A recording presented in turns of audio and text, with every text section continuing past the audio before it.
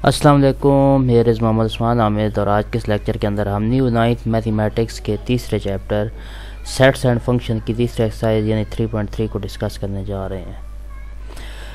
पहला क्वेश्चन आपके सामने शो हो रहा है कि for A equals to values है of the form 1 2 3 4 find the following relations in A, state the domain and range of each relation. आपको एक सेट दे दिया गया ए, उस सेट पर आपने नीचे चार मुख्तलिफ तरह के रिलेशन बनाने हैं, फिर उनकी डोमेन भी लिखनी है, रेंज भी लिखनी है। इन चारों पार्ट्स के लिए जो सबसे पहला स्टेप होगा, आपने सबसे पहले स्टेप के अंदर करना ये है कि ए की कार्टेशियन प्रोडक्ट ले लेनी है, क्रॉस प्रोडक्ट, सेल्फ प्रोडक्ट जो है वो आपने लेनी है अपने साथ ही। अब आप पहले ए की वैल्यू लिखेंगे, ए की वैल्यू आ जाएगी 1 2 3 और 4। अब ए क्रॉस ए लिखेंगे, वो भी आपको पता है ए क्रॉस ए लिखा जाएगा। और उससे अगला आपको पता होना चाहिए कि क्रॉस प्रोडक्ट में हम पेयरिंग करते होते हैं, 1 की पूरे एलिमेंट के साथ पेयरिंग करेंगे, फिर 2 की सेकंड जो फैक्टर है इस सारे के साथ पेयरिंग करेंगे, ऑर्डर पेयर बनाने हैं, उर्दू में से कहते हैं मुतरत्तब जोड़े। और कार्टेशियन प्रोडक्ट रैनी डिस्कार्टे ने दी थी, इस वजह से कार्टेशियन यानी कि कार्टेशियन डिस्कार्टे की दी हुई प्रोडक्ट, इसलिए इसे कार्टेशियन प्रोडक्ट कहते हैं और उर्दू में से कार्तीसी मस्तवी का कहते हैं जी। खैर, हम ए की जो है वो क्रॉस प्रोडक्ट लेंगे, तो 1 के साथ सारी पेयरिंग करनी है, 2 के साथ सारे एलिमेंट की पेयरिंग करनी है, 3 के साथ सारे एलिमेंट की पेयरिंग करनी है और 4 के साथ सारे एलिमेंट की पेयरिंग करनी है। आपको पता है सेट्स के अंदर जस्ट सिंपल मल्टीप्लिकेशन तो होती नहीं है, ऑर्डर पेयर मुतरत्तब जोड़े बनाए जाते हैं। तो हम ए क्रॉस ए जब लिखेंगे तो आपके पास ये मैंने सॉल्व करके लिख दिया है, पेयर बन जाएंगे 1 1 1 2 1 3 1 4, next pair 2 1 2 2 2 3 2 4, next pairs 3 1 3 2 3 3 3 4 and next 4 1 4 2 4 3 4 4 आ जाएगा। ठीक है जी, ये तरतीब में हमने लिख दी है। तो हमने सबसे पहले ए की क्रॉस प्रोडक्ट ले लिया है अपने ही साथ। इससे अगला काम होगा, अब आपने ये आपके मेन जोड़े हैं जी, ऑर्डर पेयर आपके मुतरत्तब जोड़े, ऑर्डर पेयर मेन है। अब इन्हीं जोड़ों में से आपने मतलूबा जो 4 पार्ट दिए हुए हैं वो जोड़े चूज़ करने हैं। तो पहला पार्ट आपके सामने शो हो रहा है कि आप कार्टेशियन प्रोडक्ट लेने के बाद अगर ये अलग अलग सवाल आया तो यकीनन आपने हर पार्ट के लिए पहले क्रॉस प्रोडक्ट निकालनी है, ये ज़हन में रखिएगा। मैंने चूँकि एक हिंट ही देना है तो इसलिए मैंने कॉमन करके शुरू में लिख दिया है। अब आते हैं, आपने कार्टेशियन प्रोडक्ट में से वो वाले पेयर चूज़ करने हैं एक्स वाई जिनमें वाई एक्स के इक्वल हो, y बराबर x के हो, यानी आपने वो वाले जोड़े ले लेने हैं जिनमें सेम एलिमेंट हो। तो यहाँ गौर करें, तो पहला जोड़ा हमारा मतलूबा होगा, इसके बाद नेक्स्ट ये 2 2 वाला, इसके बाद नेक्स्ट 3 3 वाला, इसके बाद नेक्स्ट 4 4 वाला। तो हमारा जो पहला रिलेशन बनेगा ना वो आपके पास ये बनेगा, set having element in form of pair 1 1 2 2 3 3 and 4 4। उससे अगली बात आपको पता है कि किसी भी पेयर के जो पहले एलिमेंट होते हैं वो डोमेन कहलाती है और दूसरे एलिमेंट जो हैं वो रेंज कहलाती है। तो domain of first question will be 1 2 3 4 and range will be 1 2 3 4। वो चूँकि कॉमन ही थे तो इसलिए रेंज भी सेम आ गई है। इससे अगला काम वैसे तो यहाँ गिवन नहीं है लेकिन सॉल्यूशंस के अंदर मेंशन था तो मैंने भी साथ लिख दिया है कि आपने इसके ग्राफिक भी कर देनी है। तो इसका साइड पे ग्राफ बना हुआ है, तो ये ज़रा देख लीजिएगा, पेयर 1 1 यानी along x axis 1 value, along y axis 1 value. तो ये आपके पास फर्स्ट क्वाड्रेंट के अंदर जो है यहाँ पे जहाँ डॉट बना हुआ है वहाँ पे इसे आप जो है वो एक डॉट की सूरत में शो कर देंगे। इससे अगला पॉइंट होगा 2 2, इससे अगला 3 3, इससे अगला 4 4, यानी along x axis 4 values, along y axis 4 values. फिर आप इन्हें जो है डॉट लगा देंगे तो ये आपका मतलूबा ग्राफ बन जाएगा। वैसे ये मेंशन नहीं है लेकिन चलें बन गया है तो ठीक है। सेकंड पार्ट है, आपने कार्टेशियन प्रोडक्ट में से वो वाला पेयर चूज़ करना है जिसमें y और x को सम आप करें तो 5y, यानी वो जोड़ा लेना है जिन दोनों को जमा करें जोड़े के दोनों हिस्सों को तो आपके पास 5 बराबर आए। तो इसमें देखें 1 + 1 2 आता है तो ये जोड़ा हमारे काम का नहीं है, 1 + 2 3 आता है, ये जोड़ा इस डेफिनेशन को सेटिस्फाई नहीं कर रहा। 1 + 3 ये भी 4 के इक्वल आता है, हमें 5 चाहिए। 1 + 4 सम अप करें तो आपके पास 5 आता है। तो इसलिए जब मैंने आंसर निकाला तो ये आपके सामने शो हो रहा है। सेकंड पार्ट के आंसर बनेंगे 1 4, ऊपर जोड़ों में से जो जो चूज़ करने हैं रिलेशन के अंदर 1 4 2 3 3 2 और 4 1 पेयर। देखें 4 और 1 5, 2 और 3 जो है 5, 2 और 3 5, 1 और 4 5।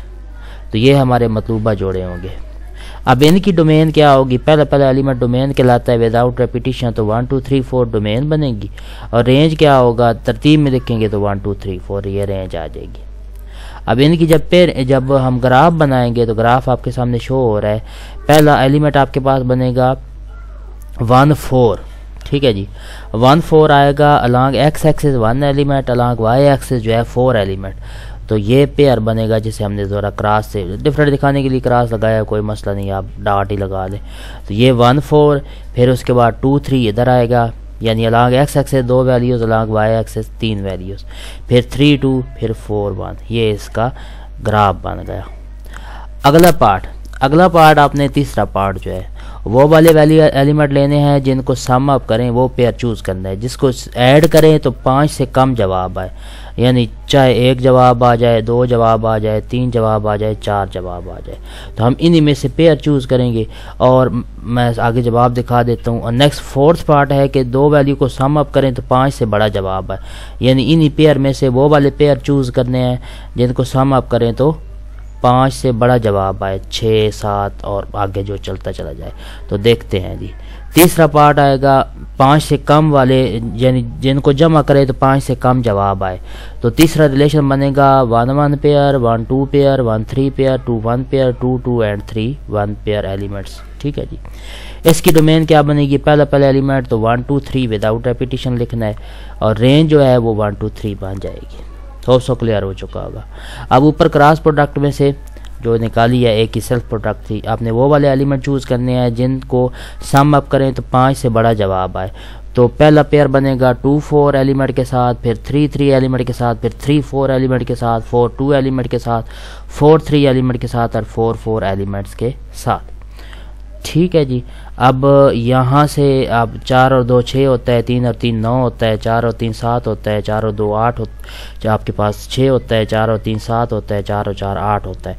तो इसकी डोमेन बनेगी 2 3 4, रेंज बनेगी 2 3 4। तरतीब में देख लीजिएगा।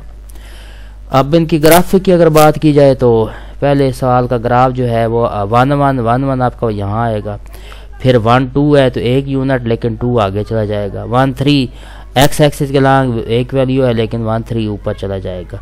इसी तरह 2 1 2 2 और 3 1 आपके पास ये बन जाएगा, ठीक है जी। अब सो क्लियर हो चुका होगा।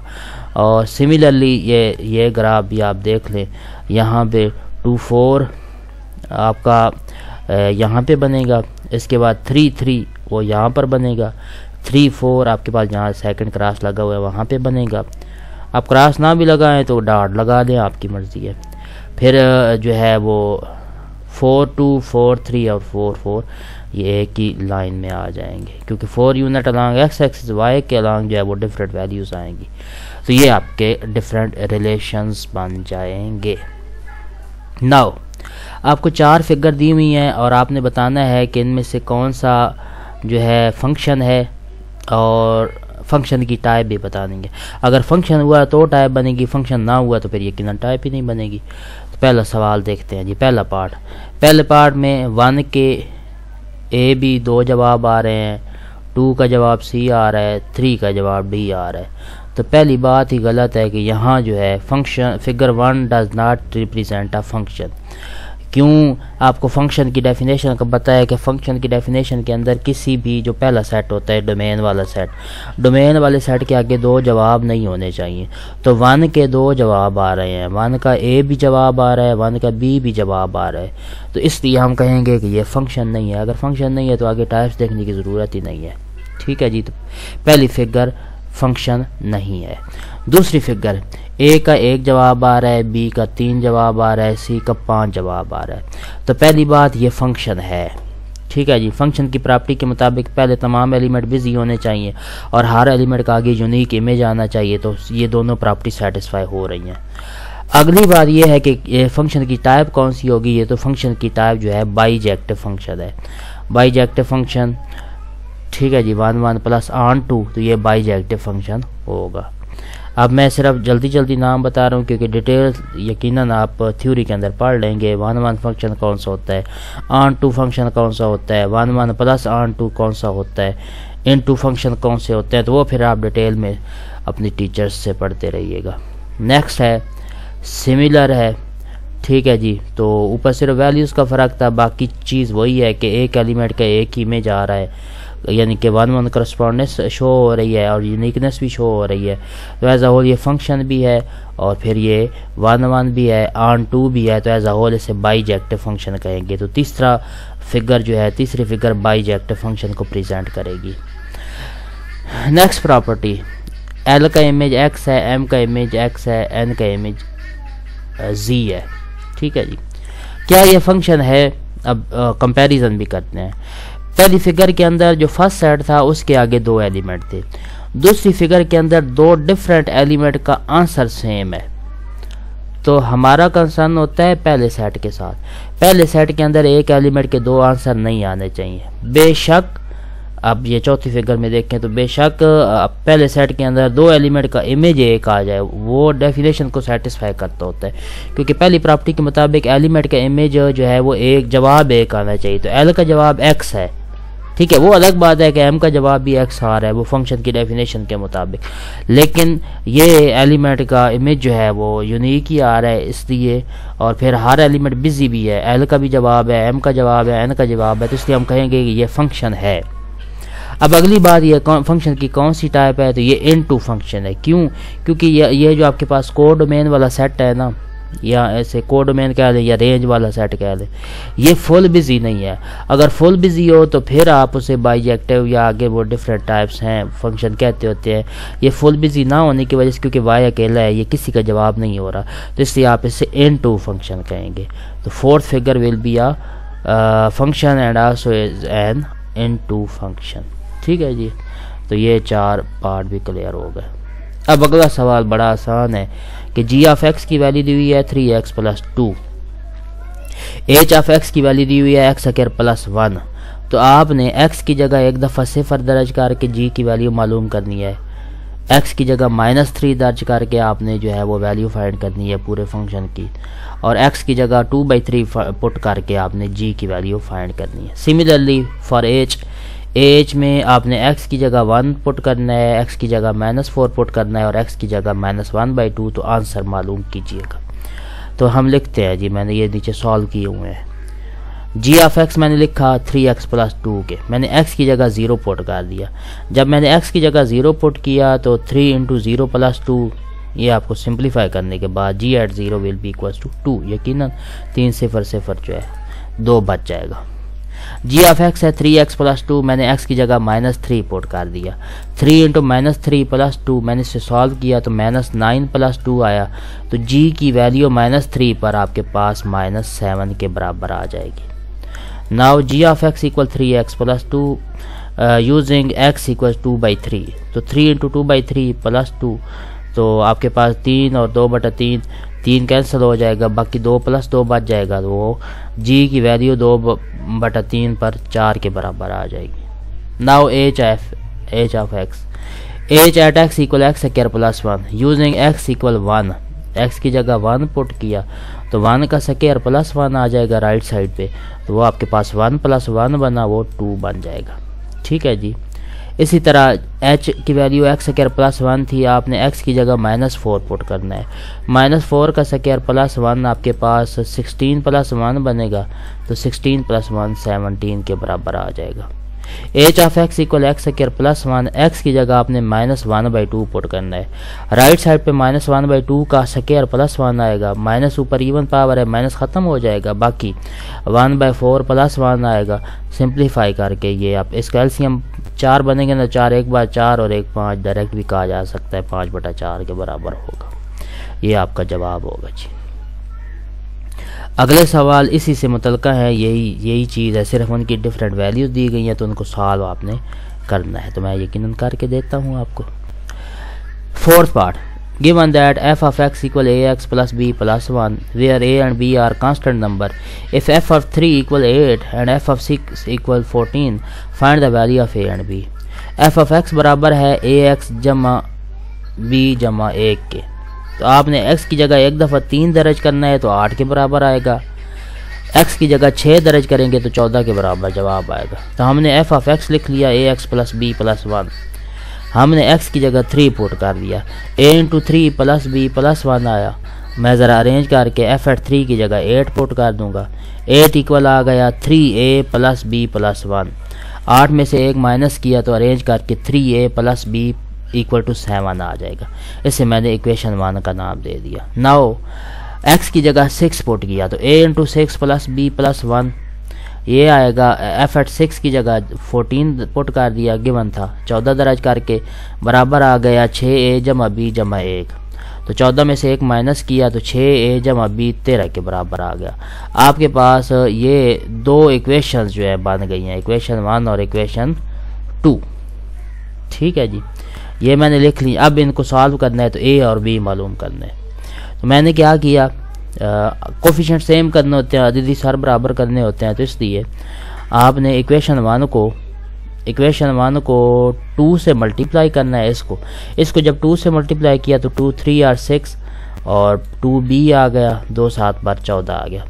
और फिर इसमें से इक्वेशन 2 आपने माइनस कर देनी है। तो मैंने इक्वेशन 2 लिख के उनकी अलामतें मतलब माइनस कर दिया, अलामतें बदली हैं।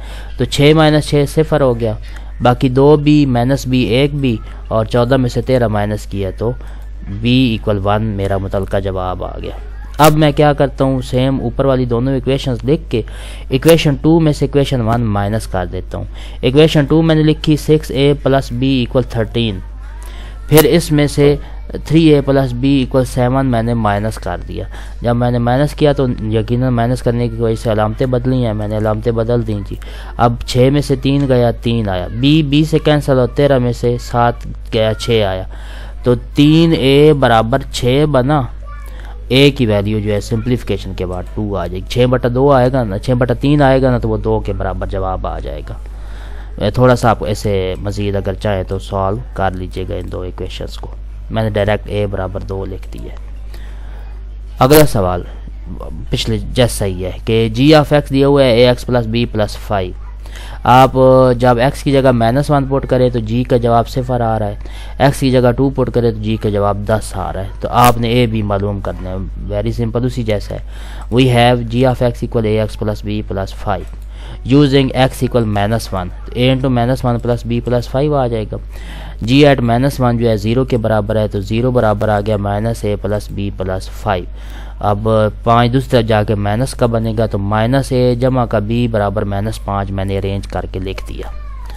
सिमिलरली अदर साइड x की जगह मैंने 2 पुट किया तो g एट 2 इक्वल आ गया a into 2 plus b plus 5। g at 2 10 की इक्वल है, तो 10 इक्वल आ गया 2a प्लस b प्लस 5।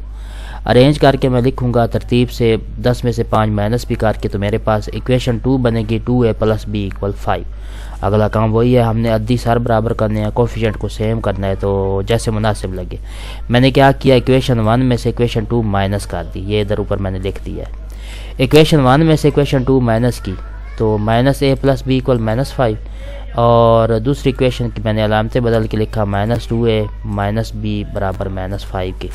अब सॉल्व करूँगा तो मेरे पास -3a बराबर आ जाएगा -10 के, या दोनों साइड से माइनस ख़त्म करके a बराबर आ जाएगा 10/3 के, मतलब मेरा जवाब आ जाएगा।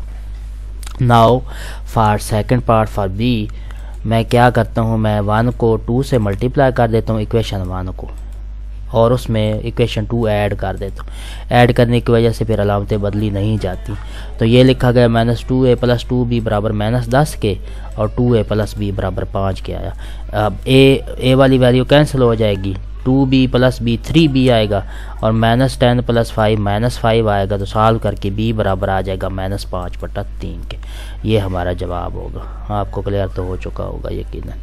अगला सवाल भी इसी तरह से है, लेकिन इसमें a की सिंगल वैल्यू दी हुई है, और इसमें जो मसला था वो भी आपको बता देता हूँ।